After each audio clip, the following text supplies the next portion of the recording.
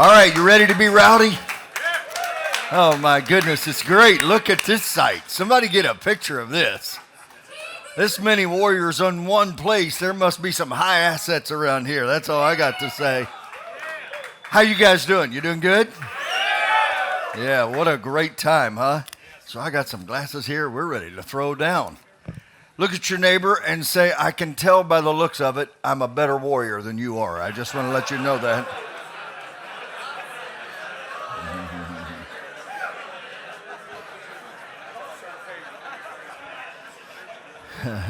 And that's when the fight got started. All right, I hope you got paper. You're ready to go. I love doing this. So we're getting ready to go. These girls are going to be rowdy in here, so don't pay any attention to them. We're going to have more fun out here than they are having in there. I know that, but they're going to have a blast. It's good. So we're going to record this, guys, and this is going out Monday night at 9 o'clock. I hope you're on this call. I hope you're getting other men on this call. I will talk about that more in a little bit, but I am so honored that you're here. Thank you for making a decision to be here, and so we're ready to rock. Hey, tonight I want to talk to you all. Somebody had a question? Did somebody holler something at me? Oh, it's my great honor. Thank you so much. Thank you, Junior. You're a rock star. Guys, let's go. Are you ready, Father? Thank you for this evening. And I pray right now, Lord, that your words will penetrate our hearts and help us to just absolutely reach a whole new level. I pray this in your precious name. Amen. All right, guys, I want to speak to you tonight on what makes a hero. What makes a hero? George Gallup just did a recent poll of kids ages 13 to 17. And one of the most shocking things they found is that 51% of the teenagers said, I don't have any adult that I would like to be my model, that I would make my life to be like. Think of that. What they're basically saying is, these kids are saying, 51%, I don't have anybody that I would like to model my life after. Men, we've got a job to get done. I know, I pray you know how important you are. I hope that right now you understand that America and the world needs you like never before. And I hope you also understand that the world right now has an attack on your value because they want to take you out. They want to get you passive. They want you to sit down and shut up. They want you to be arrogant. That way they feel like they can win the battle. But tonight, let's talk about this tragic statement. Because here's what I know. Everybody needs a model and everybody needs a hero. We all need heroes. Heroes help shape our lives. Heroes help define our character. Heroes help clarify our values. Without them, we're kind of like a ship without a sail. We're just drifting. And I want you to know the point that life is all about. Everybody, you and I, we all need heroes in the lives. And so tonight, I want to challenge you to find heroes, but I want to challenge you tonight to make the move to saying, I can be a hero in somebody's life. I can be a hero in somebody's life. David said in Psalms 101, verse 6, I will make the godly of the land my heroes. Fred Smith wrote a book later, and he said, heroes are the example of our very ideas. When you see a hero, it is amazing what happens in your life. It changes everything. Mayo Clinic, the incredible medical facilities, they took in so many great applicants. They took in so many great men and women doctors that they couldn't figure out, how do we know who to pick from? They're all so talented. They're all so esteemed. They're all so incredible. How do we know the right ones to pick? To which Mayo Clinic did a study and found out that when they looked at these young doctors, the men and women, they were qualified to serve. They had all the disciplines to serve. They had all the grades to serve. They even had good work ethic. So they tried to figure out, how do I separate the best and the greatest from everybody else? And that's when finally a doctor came up with the idea and said to them, tell me who your heroes are. If I ask you tonight, right now, who are your heroes, man? Who are your heroes? I wrote a book for men it's called The Picture of a Family. And can I tell you, so many times in life, I find that men don't have any real heroes. Most men come to me and say, I had a man in my life, but I never really had a father in my life. And so I really never had a hero in my life. You don't have to look very far right now to find other young men right now that are looking for a hero. And I want to challenge you to do that. So I want to ask you the question tonight, who are your heroes? Tell me who your heroes are, and I will tell you where you're headed in life. Your life is shaped by the images that you put in your life. So I can also tell you what kind of character you're going to develop. Your heroes will tell me exactly what it is that you're after. It will clarify your values. It will clarify the principles that guide your life, who your heroes are. When I was a little boy, we used to watch a show called Bonanza. Anybody ever remember Bonanza? And if you've never seen Bonanza, go Google it and watch an episode and ask yourself as you watch it, who are you most like? Who are you most like? In your life, who are you most like? In all the characters, who are you most like? Because you're going to start to find out what it is that your life means and how it's going to be shaped into the future. Who are your heroes? The problem today is the word hero is so misused and abused. Heroes are said of anything anymore. So how do I know what a real, true hero is? I got to tell you, when you ask 2,000 eighth graders to name their hero, every single kid named either an entertainer or an athlete. And I'm not saying either one of those are bad, but I would say I don't think you can base your life on just those kinds of heroes. Who is the hero in your life right now? So I want you to know there's a big difference between being a hero and a celebrity. Most of the time, because of Instagram and because of Facebook and because of TikTok and all these things, now we have these people that have never really done anything in their lives, but they've got a lot of followers, so we call them influencers. Oh, yeah.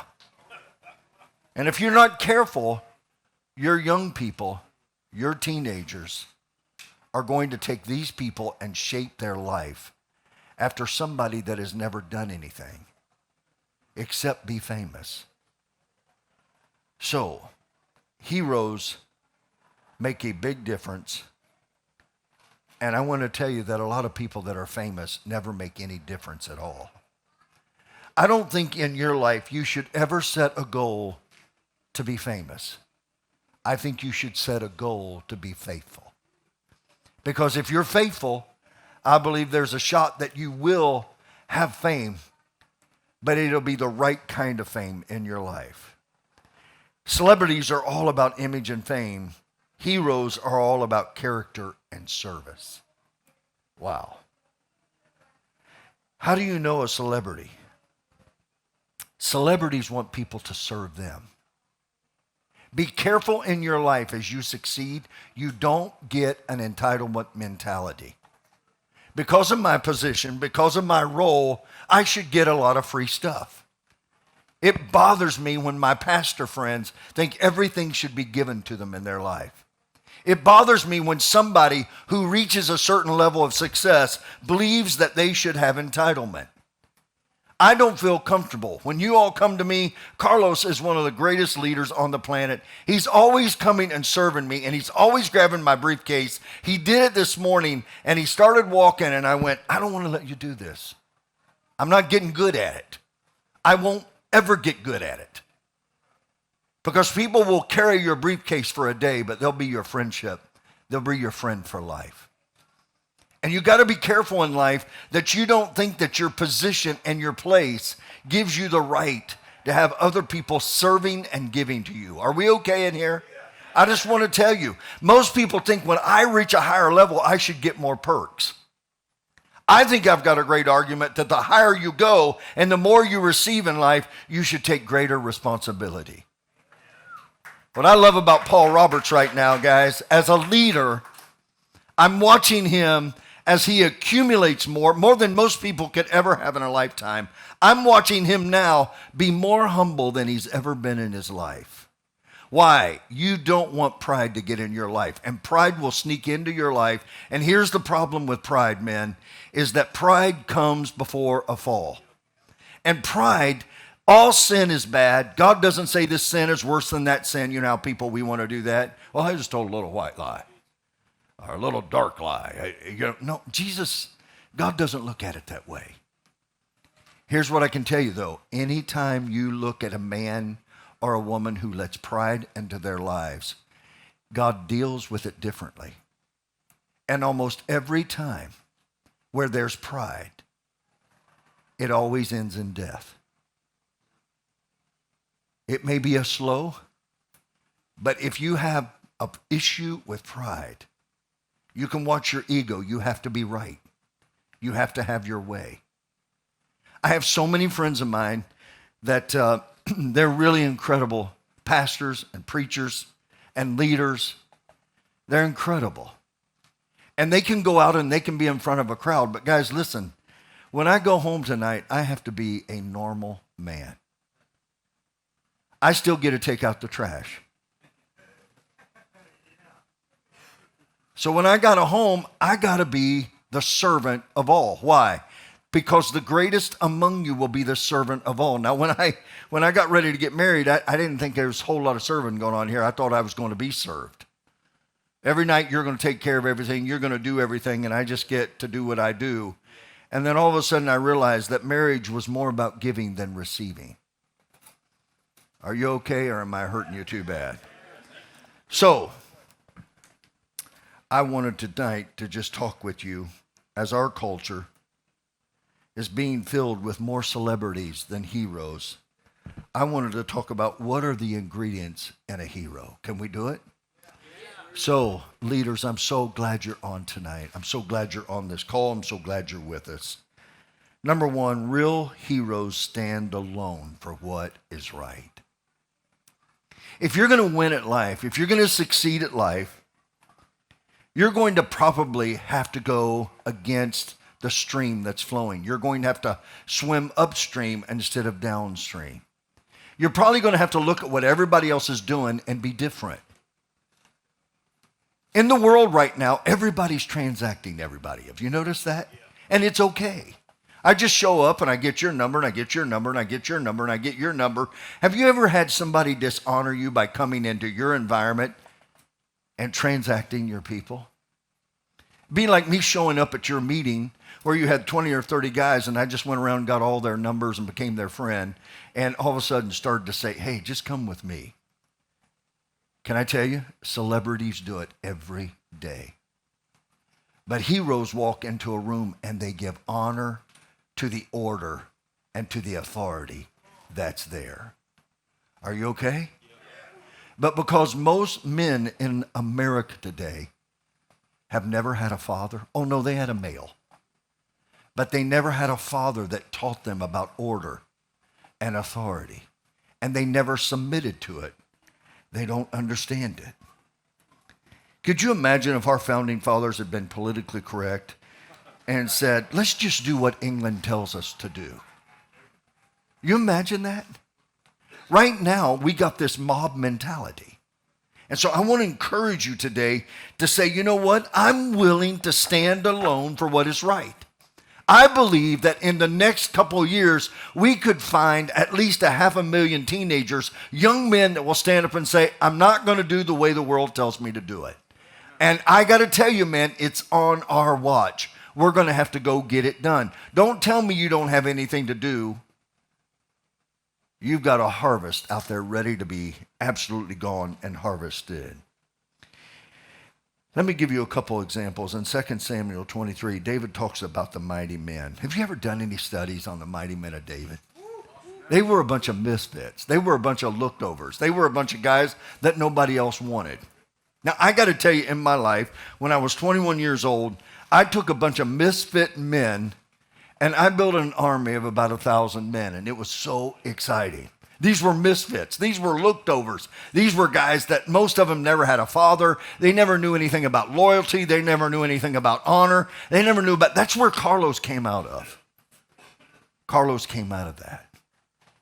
But he stood up and said, no, I'm going to be different in this world. Now, can I tell you something? He's got a father. Now watch this, man. I have never asked him to dishonor his father. Matter of fact, I've asked him to honor his father. If you ever have somebody come in your life and they try to get those closest to you against you, that's not a hero. That's a celebrity. So when you look at it, these mighty men, here's what it says in 2 Samuel 23. These are the three most heroic men in David's army. And if you can say these names, God bless you. Joab, Eleanor, the son of Dudu, and Shammah. You got to be anointed to make up these names. You know what I'm talking about? You imagine say, hey, Shammah, get over here. It don't sound that good to me. When you study about these guys, they never had fathers. Did you know that? But David never blamed these men's fathers for these men's condition. He said, no, we're going to stand up and we're going to do something different. What happens to us in life, in our lives, if we begin to follow celebrity instead of being a real hero, is you get in the place in your life where you start following the crowd instead of standing alone for what is right. The Bible says that God looked all over the earth to find one man that would stand in the gap and make up the hedge. How many men tonight at this event would say, this is the moment in my life that I'm willing to stand for what is right, no matter what people think of me? Now, I'm not talking about going out and making people mad and causing people riffraff. And, you know, there's a lot of people in this life that just love to make people angry. I'm not talking about that. But I am talking about a group of men that would stand up and say, you know what? I'm going to do what's right. I'm not going to worry about being accepted. I'm not going to worry about being in a place where I have to belong. I'm willing to stand up and I'm willing to deal with the pressure of standing alone. How many of us right now have decisions in our lives that we need to make, that peer pressure is rocking our world? And the culture today, can I tell you what it doesn't value? It doesn't value truth anymore. It's your truth. It's anybody's truth. It's my truth. Well, can I tell you? If you don't have a real compass in your life, you'll buy into that and you will think that's right. But Jesus said, I am the way.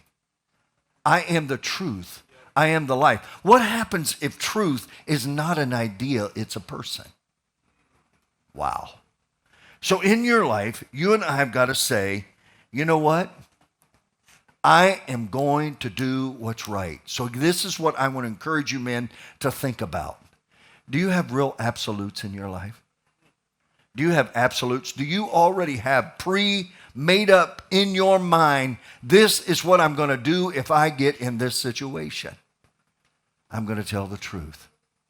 I'm going to honor God. I'm going to do the right thing no matter what happens in my life. In Isaiah 5:20, it says, destruction is certain for those who say that evil is good and good is evil. We have a lot of this going on in this world right now. The dark is light and the light is dark. People are saying this is right and it's not right. Here's the price we're paying, men. Are you ready? The price we're paying is we can't make anything work in our lives. We can't find happiness. We can't find joy. We can't find any of it. We can't find fulfillment.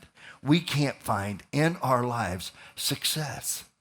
If I ask you tonight, tell me what success is. Not what Bobby thinks it is, not what Billy thinks it is, not what Susie thinks it is. What is success in your heart? If you don't know the definition, let me tell you, you're going to give your life and you're going to be like a wind blowing, a leaf blowing in the wind. You're going to be blown around everywhere. We need some men that can stand up and go, no, as for me and my house, this is what we're going to do.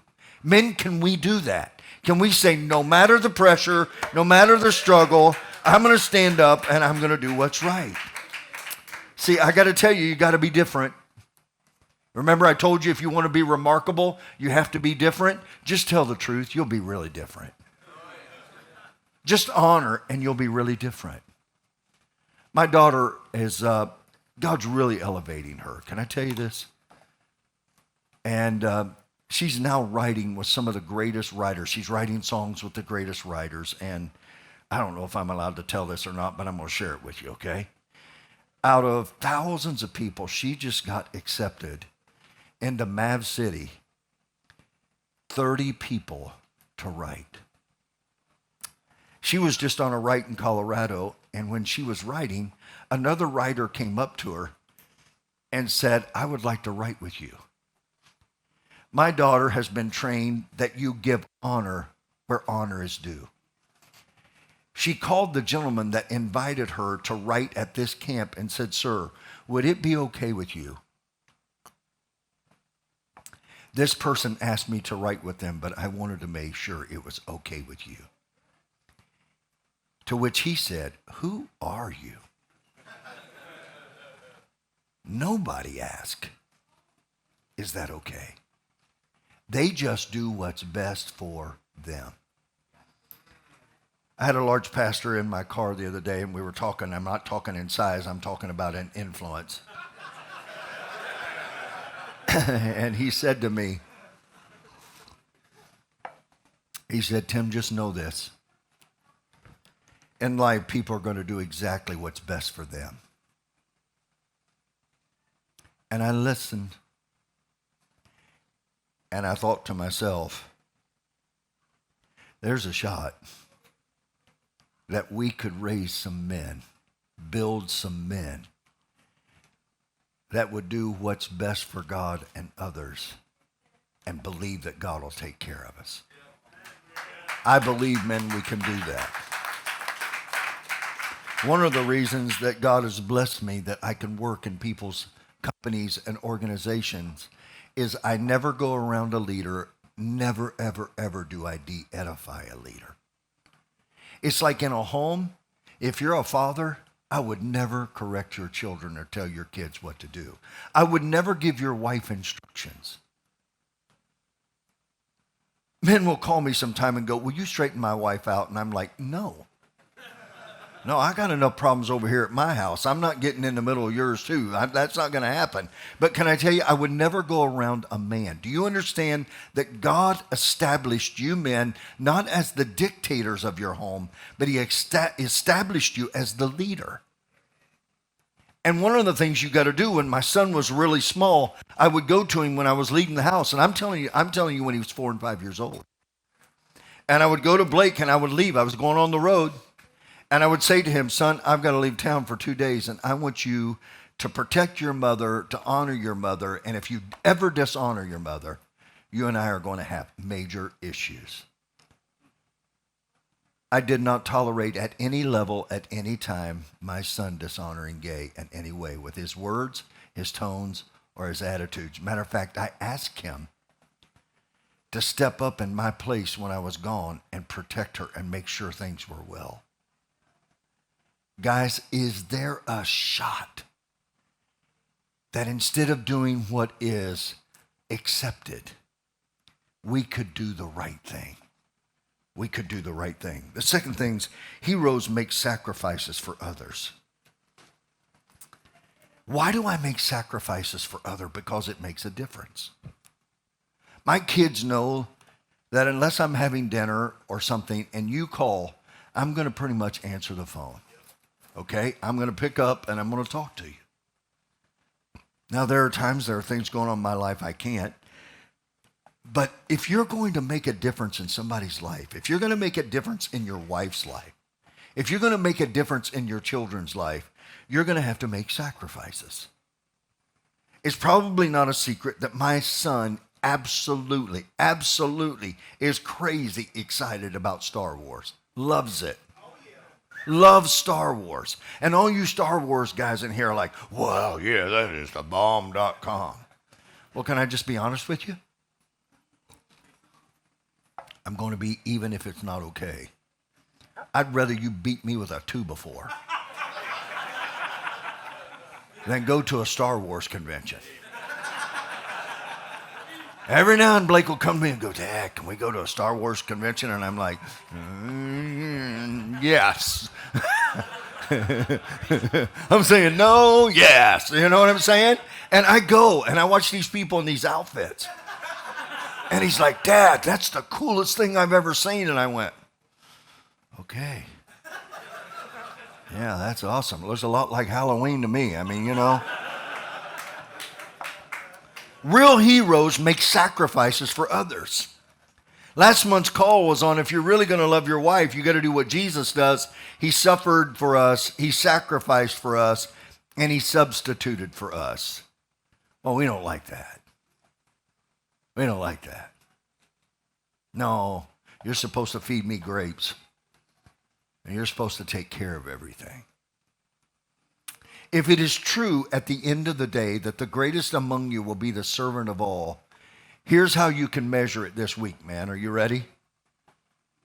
At the end of the day, write down everything you did for her and write down everything she did for you. And whoever has the longest list is actually the leader in the house. Because leaders sacrifice for others. Can I tell you? If you look at it, so many athletes are only heroes in what they do on the football field or the basketball court. What they do away from that is an absolute shame. And so you and I have got to look into somebody's life and say, if they're going to be a hero, then they have got to start sacrificing for others. There's nothing worse in life, I don't think, than watching a leader transact and use his people instead of loving and building and serving his people. Now, I'm not saying people need to serve, so don't mishear me. And I'm so blessed around here. If you watch these servant leaders at G5, they keep me embarrassed every week of my life. Because they're getting my door, they're open the doors. They not only serve me, they serve my family. By the way, I had a friend of mine one day, and I've been watching for 2 or 3 weeks. Every day he was texting my kids and going, man, I want you to know I love you. He was sending them gifts. He was sending them money every now and then. And I finally had it. I called him and I said, Bo, what are you doing? And he said, well, I think one of the best ways to show somebody you love them is to love the people they love. And I know there's nobody on this planet more important to you than your family. And so I want to love them and encourage them and pour into their lives. Today, while I was here, my buddy texted me between the break and said, can you please send me Blake's number? Because I want to text him and tell him how proud I am of him.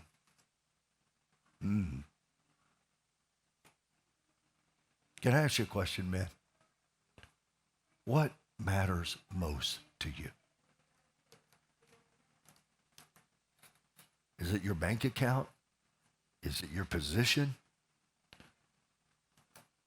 Is it your potential? Or is it the people that are in your life?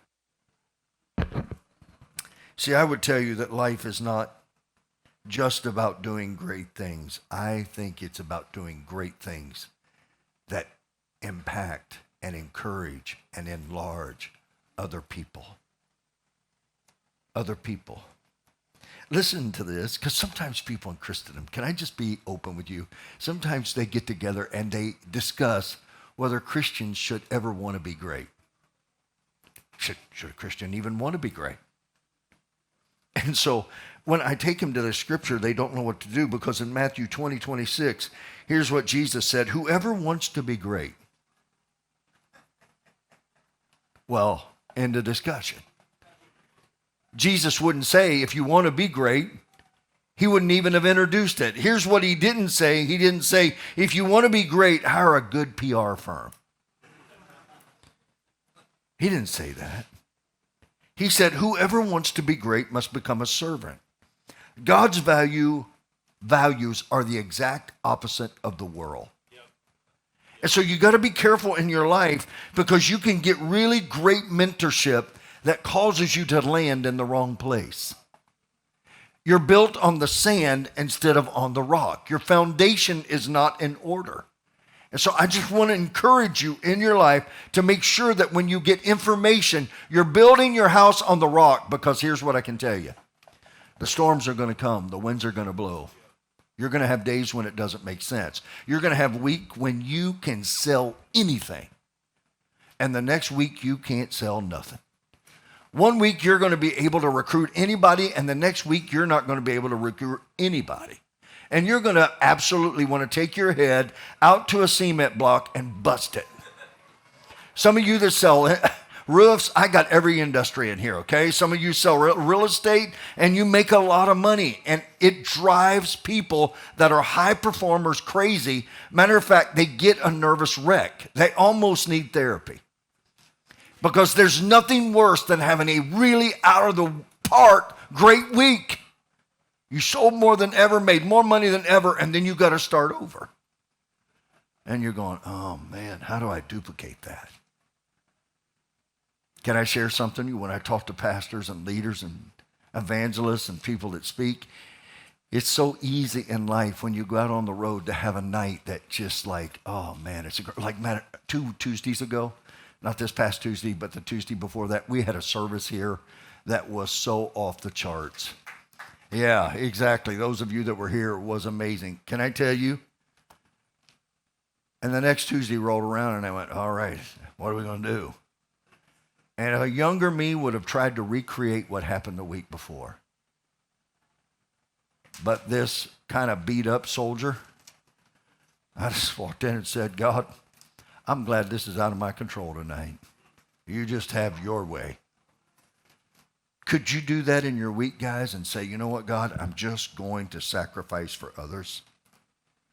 In your life, isn't it interesting, the military? And I have guys in the room that you're former military, or you're serving right now. You're a former Marine or a SEAL or whatever you are. Thank you for serving this great nation.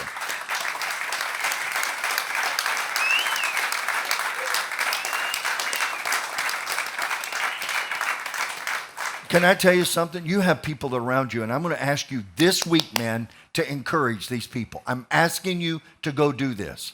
But there is a single mom somewhere that is absolutely, you're going to run into her this week. And she's at the mall, and she's going to be tattered and wore out. Don't do this weird, keep a safe distance. But just look over at her and go, I just want to tell you, you're doing a great job as a mom. Do you know how long it's been since she's heard that? All she hears every day of her life is her own voice going, I'm a mess. I want to encourage you to find a missionary, somebody that's given their life away. And I want to encourage you then, maybe a teacher or a tutor, and just say, incredible job, thank you. There's a stay-at-home mom, man, who has sacrificed everything in her life, given up a standard of living so that she could pour into her children instead of having all the finer things in life, where she would profit the world and lose the very thing that matters to her. You need to tell her how proud you are. There's a fireman. There's a child. There's a child. You understand that those of you that have little girls, when they walk out of their room, they have 2 questions. Do you see me, and am I pretty? And little boys have 2 questions, very different. And that is, am I a warrior, and do I have what it takes? Dads, I'm begging you to tell them. I counsel and coach a lot of people all over the world, and I'm dealing with somebody right now. I can't tell you their names, but it's a son who's never had his father encourage him any in his life. And I was talking to him the other day at his ask. He asked me to do it. And I was just saying, do you know how powerful you are? Do you know how talented you are? And he goes, no, I really don't, but I want to know. Don't you want to know? Don't you want somebody to look you in the eye and go, you got what it takes? Don't you want somebody to be that person in your life that walks up and says, I see this in you. I know how you're acting right now, but it's not who you are. I will never forget, I came home one day and my life, I was pretty rowdy in school because I was trying to find myself. And I'm going to be very transparent with you. There was a time in my life where I really questioned God. I questioned his realness. I questioned everything about him. And I said, you know what? I'm really glad my daddy loves him, and I think that's really cool. But I got to experience this for myself. And so I was pretty rowdy, and I did some pretty crazy things. And I remember I came in the house one night just blitzed. My friends had talked me in. And because I'd never drank, I think I had like a thimble. And I was already above the moon. I mean, I'll never forget walking on top of a bridge and the moon was dancing in the water. And I went, my God, how did I get up here? You know, it's like, that's the fastest trip I'd ever been on. But can I tell you, I came in and my mother, when she heard me come in the house, she came out and she walked over to me and she said these words to me. Son, you're a good man. This is not who you are. It's something you've done. Matter of fact, it is something that God put in you to reach the lost, and you've got it misdirected. I love you. That statement changed me forever. I just want you to know that in your life, you and I can make a difference. We will sacrifice for other people. If we will begin to be that person that is willing to give up something right now. Zig Ziglar, when I was 21 years old, changed my life forever when he said to me, if you're willing to help enough other people get what they want, you can have what you want. I can submit to you right now that if you're struggling with motivation, if you're struggling in staying in your schedule, if you're struggling in chasing your dream, I think you need to be involved in helping other people get what they want. So you move past your undecisiveness on what you want. Are you okay with that? That's pretty powerful. You see, Jesus gave us this model.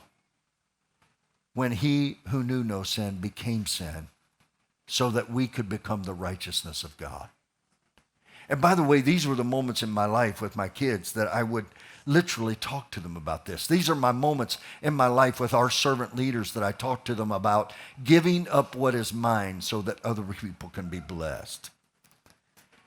So I want to encourage you to get to the place in your life where you make sacrifices for other people, where you speak up for other people who cannot speak up for themselves. Are you okay with that? I think you can make a massive impact if you do. The third thing is real heroes take risks for God. You're going to take a risk for something. And I would encourage you to take a risk for God. They defy the odds. They're not afraid to go out on the limb. They risk failure. They risk rejection. They risk criticism. When I asked Hal a few years ago, I said, Hal Goad, I said, Hal, can you tell me what your real dream is? And he told me, he said, Tim, I want to see 10 million people come to know the Lord in a real way. I went, wow. So I got to tell you, what I noticed about men is we will get involved in all kind of risky behavior for fun. Have you ever noticed that? I mean, some of y'all got a big old knot on your head. No, you do, because you called somebody and said, hey, watch this. I will never forget, I was in Salt Lake one time and I said, hey, when two country boys are about to get really hurt, they'll say this, hey, watch this. And guys from Salt Lake spoke up and said, no, they say, hold my beer and watch this. And so I went, okay, case closed, I got you. You know what I'm saying? But I'm telling you, man, real heroes will take risk. I'm telling you, I want crazy people in my life.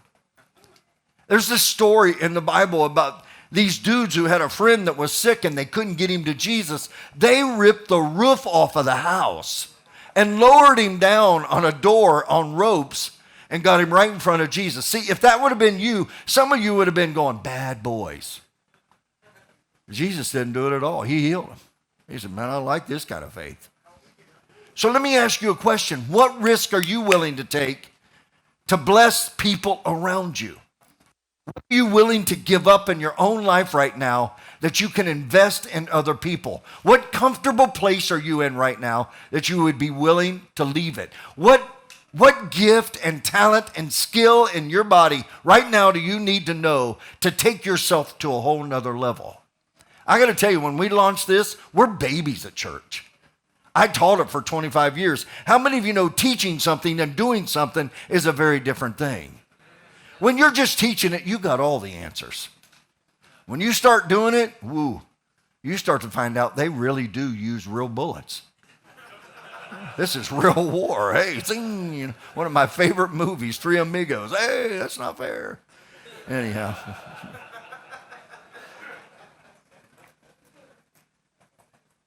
There's two reasons why we don't do this, guys, in your life. And one of them is I'm too comfortable and I'm afraid of being hurt. I'm comfortable. Where are you comfortable right now? I want to tell you, wherever you're comfortable, try to get uncomfortable and watch what happens in your life. Take risk. Risk your life and get more than you ever dreamed of.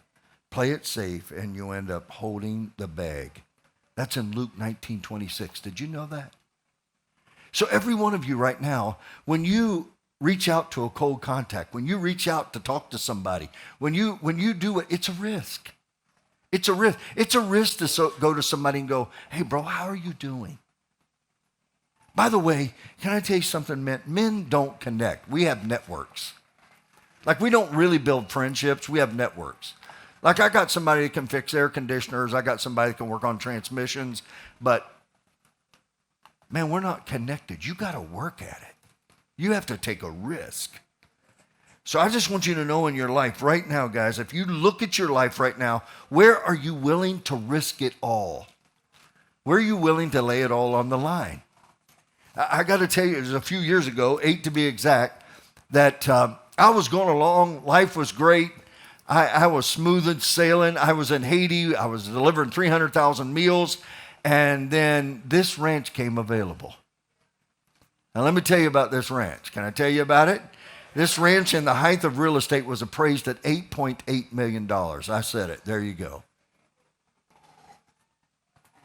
When I pulled on the property, he was asking $2.2 million. For 3 months, I brought almost every wealthy friend I had out and said, buy this ranch. I just need to use it. Nobody would buy it. Scaredy cats. Finally, one night, I was down at the house. I don't live there, but I do work there. And I have leaders come in from all over the world, and we train them and equip them. There are pastors. You couldn't believe who come through here. And I don't ever put up pictures of anybody because I'm not looking to elevate myself by exposing my friends. I'm looking to elevate people to make a difference in this earth. And I was standing in his living room, and he said, if you'll give me $750,000, you can have this ranch. Well, I know the lake alone would have cost $500,000 to dig. It's 2 spring-fed in the middle of it. It's a beautiful lake. It's stocked with fish. It's crazy. I didn't have the money, and 2 donors called me and said, we'll let you borrow the money. We don't want to buy it, but we'll let you borrow it at no interest. You just take it. And so I was in Haiti. I called the guy that owned this, and he said, Tim, you're not going to believe this, but I sold it yesterday to a businessman, and he's giving me cash. Now, I knew God's hand was on it, but I, for 4 days, was so discouraged. And on Sunday morning, he called me and he goes, "You're not going to believe this, Tim. My real estate lady's been out of town. We haven't accepted his offer. If you'll put one in tomorrow morning, you can have it." And so I went into the office, and God made a way, and we're here tonight. We're getting ready to build a 2,000-seat auditorium over here. And it won't be long. You'll be able to come in here. It's going to be crazy. So I'll never forget the day I bought it. I was higher than a kite. I was like, "Woo, this is awesome." And I woke up the next morning, and it was kind of like, "What have you done?" And for about the next 2 weeks, I went through the greatest buyer's remorse you've ever felt in your life. I went, "Goad, you're an idiot. You had life by the tail. Now you've got 8 hours a day of labor." And that's when I brought my wife in and told her how great it was that we were going to be working here and that the kids were going to enjoy it. And can I tell you something in all honesty and all openness? For the first 2 years, my kids hated this place because all we did was work. Work, work, work, work. Now they love this. Matter of fact, a lot like you do in your life, when you step out and take a risk, when you get uncomfortable, you hate it until the thing that you look like was going to be the biggest enemy of your life becomes your greatest blessing. So I just want to encourage you in your life to say, "You know what? I'm going to come after this and I'm going to step in." I will tell you this tonight, guys. The world right now needs more heroes. The world right now needs men that will stand alone for what is right. Are you going to do the right thing? Will you stand for your integrity and your honor? Will you be that person that truthfully people around you go, "Oh my gosh, you can trust them"? The Bible says that a good name is above riches. Some of you don't understand that yet. But you can have money and have no influence because nobody trusts you. Will you make sacrifices for others, guys? Will you step up and say, "I am willing right now to stand alone for what is right"? That's what a hero does. The second thing they do is they make sacrifices for others. And the third thing they do is they step out in faith and they risk it all for God. In Matthew 25, there's this incredible parable of talents. And I believe tonight I've got some men here that you're talented and you're gifted. And you're at the place right now where you need to leave the comfortable place. You need to step out in faith. You need to get in the game. You have been hiding for so long because you don't feel adequate. You don't feel adequate. You don't feel like you're enough. You have way more in you, way more capacity than you know. You're not trained enough to understand it, to see it. Hal Golden has understood that the main purpose of his life is to build men and women. What is the main purpose of your business? Is it to sell a product or serve people? Is it to elevate the players that are on your team so they can be blessed and they can have multiplication in their lives? Why do you play small? But some of you are afraid of your calling. You're afraid of the giftedness that's inside of you. So you live quiet lives of desperation. While this greatness is inside of you, while you could step into it and you could make all the difference in the world. And I just want to tell you this, you're going to find this out in your life. You're going to build what you love. I have people come to me all the time and say, "Well, I love my family." And I go, "Are you building it? Are you building your wife? Are you building your children?" You're going to build what you love. When you look here at this ranch, when you look around this week alone, I'm telling you, there's probably hundreds and hundreds of hours of work. These guys flew in here from Wisconsin. We just had a guy show up at church here that works, an electrician. This didn't even exist 2 weeks ago. All these fans and all this electric, all this was put in the last few days. That whole white building over there was painted 2 days ago. Do you understand that right now, if you will get busy obeying, guess what's going to happen? God's going to open doors and send resources. And I'm going to tell you, I'm going to celebrate tomorrow morning. Can I do it? But I stepped out on faith and ordered this building before I had the money. About $11,000 to put this up. But I felt like God spoke to me and said, put it up. I'm never stupid. But I've been with God long enough. When he speaks, I move even when I can't see it. And I had my buddy today, Thomas Nilsson, walk up and give me an $11,000 check to pay for this thing that you're setting under. I don't know where he is. Where are you, Thomas? Is that you right there? I love you, buddy. But man, make sure you slap him a high five. And can I tell you, it happened this week. Because I told everybody here, I said, we're going to pay for this before Elevate. Because we got to buy bathrooms and we got to put a building up. So you ain't off. All right, we're going to do this. But I got to tell you, he called me this week and he goes, I was not expecting it. I didn't have, you could have asked me 1,000 people that were going to write the check for this. And I would have never picked him. And he called me and said, hey, this is Thomas. We've been friends for probably 30 years. And he said, God spoke to me and told me that if I'm going to grow, I've got, again, he owns companies. He said, God asked me to sow a seed out of my need. How many of you know if you take a risk for God, he's going to bless you? Cookie, Josh, you saw him up here today? He gave his life away this week. Walked out of his companies and came over here and served. Got one phone call and walked down to the front of this property, and one company gave him an order, and he'll make more money than most people make a year off of that one deal. So here's my invitation.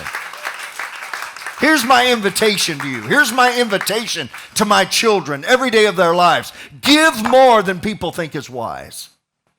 Love more than people think is healthy. And watch what happens in your life. I'm going to ask you to get off the sidelines. I'm going to ask you not to play small. I'm telling you right now, do you know what we're playing for here? The souls of men. And I'm going to ask you to get on the phone and call 10 of your buddies and say, hey, do it. I'm going to ask you to put together an event in your city where you bring 20 to 30 to 50 men together.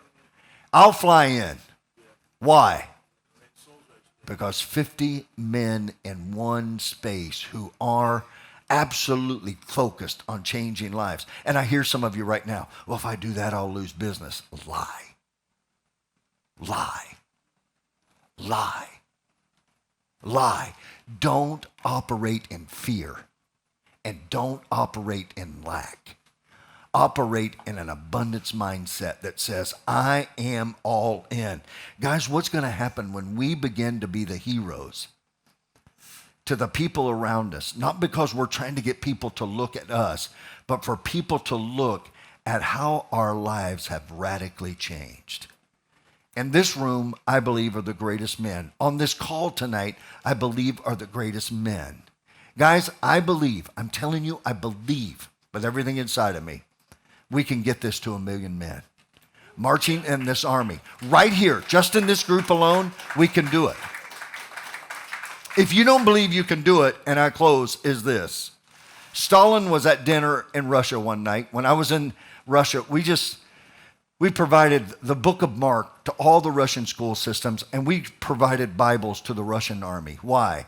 Because the generals came to us and said, these are trained killers, and if we don't get them to understand character is more important than their skills, they're trained killers. If they don't have a war to fight, they're going to kill each other.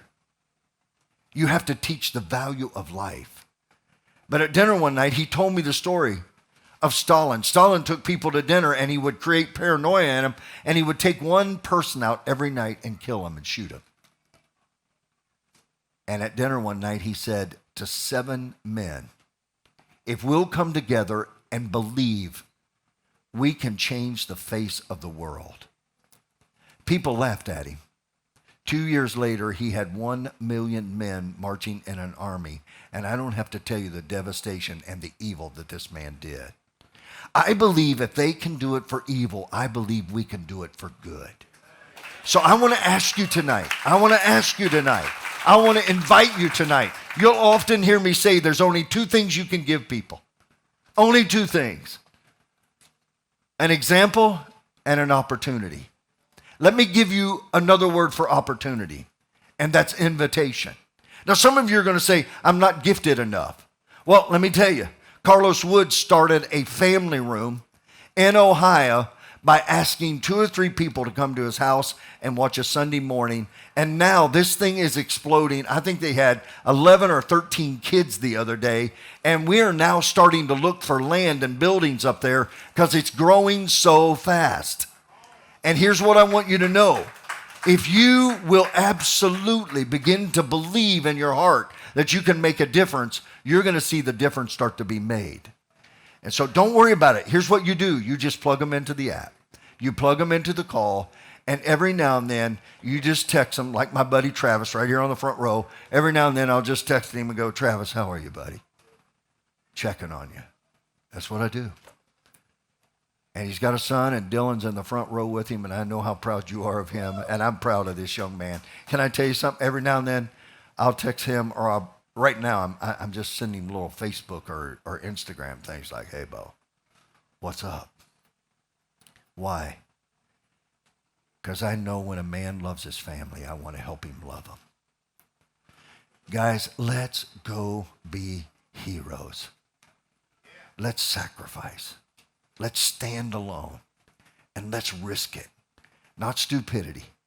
Do it righteously. If you do not have a mentor, if you are alone, please get close to somebody. The enemy's number one tool in your life is isolation. If he can get you isolated, he can destroy you. Nothing good comes in isolation. I'm just telling you. It's the highest form of punishment when you're in prison. They put you in isolated confinement. Don't get isolated. Let's rock and roll. Let's get together. Let's get at this. This is our moment. I'll see you next month on the call. Guys, let's go be a hero to somebody this week. I love you. Thank you. Booyah.